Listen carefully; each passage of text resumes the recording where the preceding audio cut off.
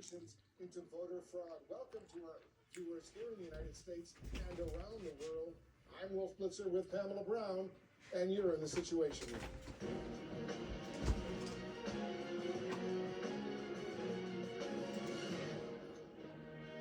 This is CNN Breaking News. And we begin this hour with truly historic breaking news. The United States Supreme Court ruling that President Trump's emergency tariffs are, in the words of the Supreme Court, illegal. The decision is arguably the most significant loss the second Trump administration has had under the conservative court. President Trump calls it, and I'm quoting him now, a disgrace. And he also says he has a backup plan. We'll wait to see what that is. Chief Justice John Roberts wrote the majority opinion stating, quote, "The president asserts the extraordinary power to unilaterally impose tariffs of unlimited amount, duration, and scope. In light of the breadth, history, and constitutional context of that asserted authority, he must identify clear congressional authorization to exercise it." CNN's chief legal affairs correspondent Paula Reed has been going through this lengthy document, has all the details. So what happens with the money the administration has already collected, Paula? Billions and billions of dollars. What happens to all that money that the U.S. collected from these tariffs? And that is the question right now, Wolf, because not only is this a rare loss for President Trump before the 6-3 conservative court, it has not only implications for his presidential powers, but also for the global economy. And in his dissent, Justice Kavanaugh acknowledges that this opinion really doesn't give specifics on how exactly they are supposed to refund that money that's already been collected. He writes, quote, "Nothing today in this opinion about whether and if so how the government should go about returning the billions of dollars that is collected from importers. The justices knew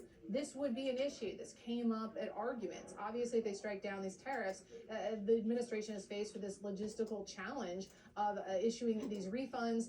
It is expected that this will have to be decided by the lower courts, and Kavanaugh predicts in his dissent that this process will likely be a, quote, mess." All right. Well, on that note, I'm going to go to Joan Biskupic, who was right inside the Supreme Court when this came out. I mean, this is the most significant opinion to date of the High Court. And there was, as you put it, 10 minutes of high drama. It was, the chief comes out, and this is the first time they've all been together for a month. Comes out with his 8 associate justices, sits down, and he says, "I have the opinion to announce in this case."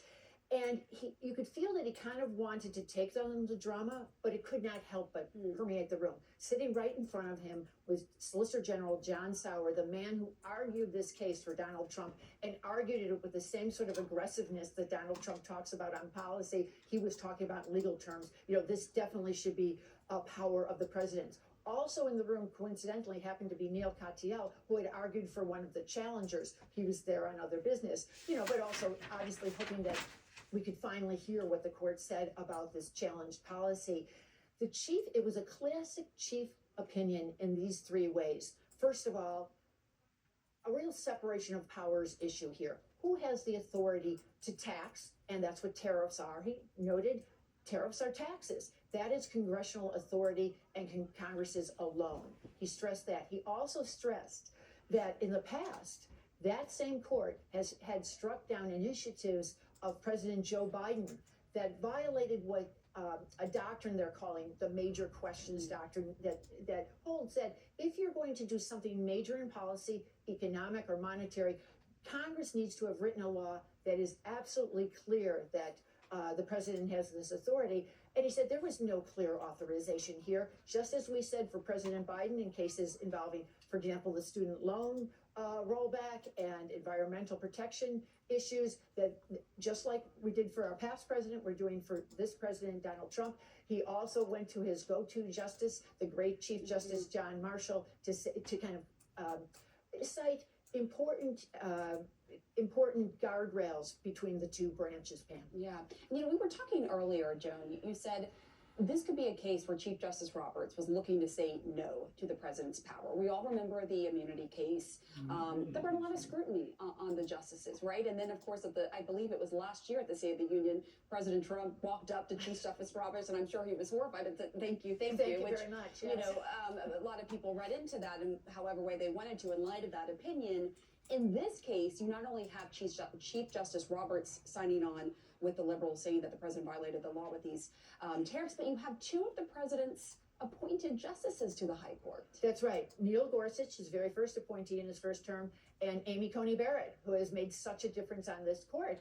And they were also with the chief on this majority opinion, essentially saying we cannot, what President Trump had tried to do here went just too far. The president has some authority in the tariff area, but he cannot go it alone. And that's what he tried to do here. And Neil Gorsuch specifically had said during oral arguments, or at least suggested during oral arguments, and then he reinforced in this concurrence, that Congress has this authority, and if Congress is allowed to cede that authority, it will never get it back, and the court did not want to be party to that. It's so interesting, as David Sanger said, it seems like the court in this case is more concerned about Congress and separation of powers than some members of Congress. Yes, right.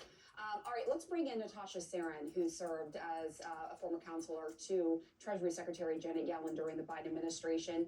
Natasha, a big question here is what this means for the American consumer. You have this dynamic where a lot of tariffs are now going to be rolled back because the High Court found them illegal under this law, but there were other tariffs being implemented under other presidential authorities. And now you have President Trump saying he has a backup plan. What do you think? Is this a win for consumers' wallets? I think it's very unlikely that in the long term, we're going to see this as being a win for consumers' wallets for two reasons. One is that so far consumers have paid in something like $150 billion in the form of these tariffs that were just ruled unlawful. But there's no guidance in this opinion about exactly what's supposed to happen with those refunds. And even if refunds are ultimately issued, they're not going to be issued to consumers. They're going to be issued to firms.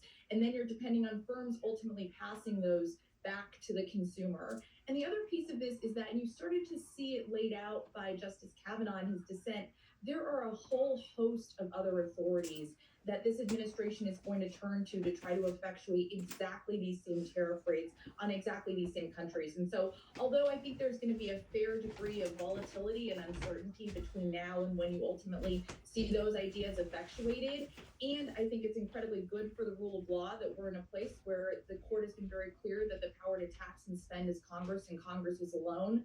I think there's a lot of volatility and uncertainty that make me suspicious that consumers are going to see real gains from this decision in the short run. Yes, one of the justices said it's going to be a mess right now. We'll see how it unfolds. Stand by. I want to bring in our senior legal analyst, Elie Honig, into this conversation. Elie, in his dissent, Justice Kavanaugh wrote about how any potential refund process, as I said, if there is one, would be a mess. His word, a mess.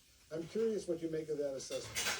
Well, he's certainly right that it will be a mess, Wolf. And I think the way this is likely to play out is we will see a raft of lawsuits from American-based importers who've had to pay tariffs over the last 8-9 months since Trump imposed them. In fact, the named plaintiff in this case is a mid-sized company that imports toys and educational devices from overseas. So I think you're going to see a bunch of companies like that file lawsuits. They're going to have to start off in the district courts, work their way up through the courts of appeals. But this thing could well end up back at the U.S. Supreme Court to decide whether those refunds have to be paid from the U.S. government back to the importers who paid them in the first place. And as we said earlier, we're talking about over $200 billion that have already been paid into the U.S. Treasury. So the stakes of what I expect will be a round 2 of litigation here are going to be massive.